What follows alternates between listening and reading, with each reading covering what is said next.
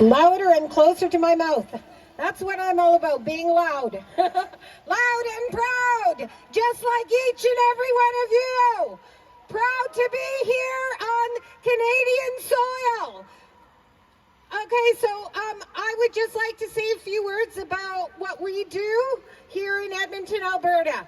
Bear Clan Beaver Hills House is only carrying on the traditions of our ancestors in a good way. We have been taking care of one another on Turtle Island since time immemorial, and we continue to do this regardless of creed, color, race, or religion.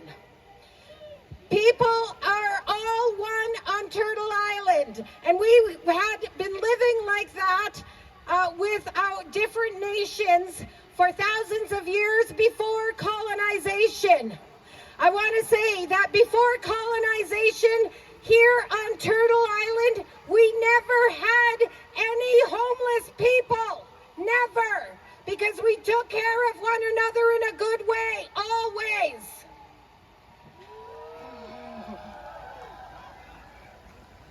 So I would like to address the genocide.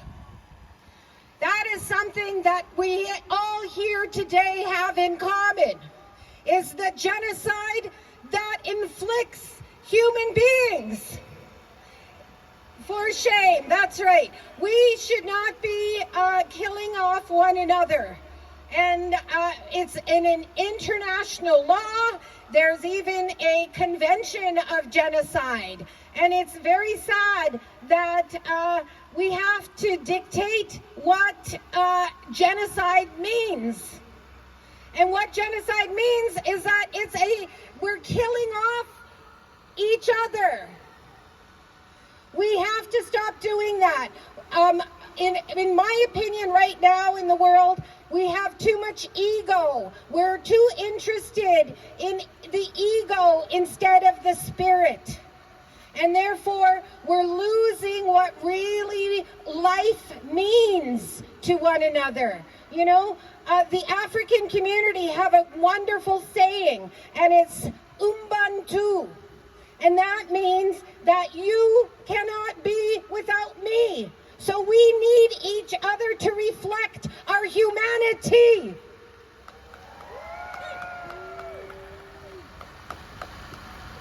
And it's just appalling, the correlation that we can make to the Palestinians and to the Indigenous here on Turtle Island.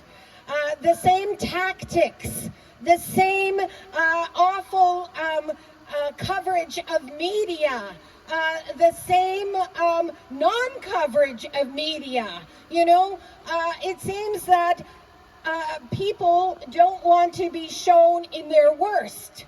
And it is true, we don't want to be shown in our worst. We want to be shown in our best, loving one another in a good way, the way Creator wanted us to live.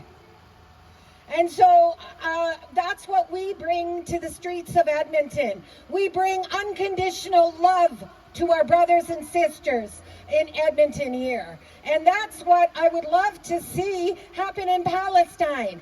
We have to have this unconditional love for one another and realize that we are all here for one reason, and Creator knows what that is.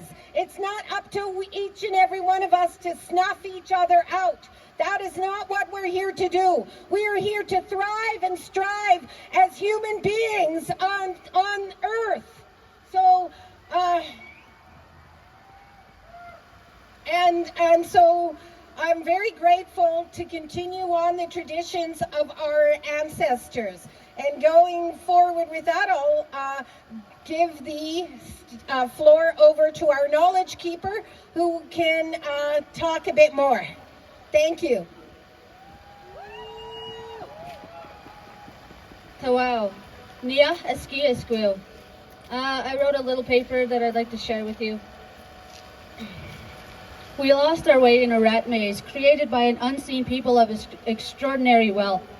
If we had any sense of who we are, there is no way we allowed this country to push its genocidal consensus on our homelands.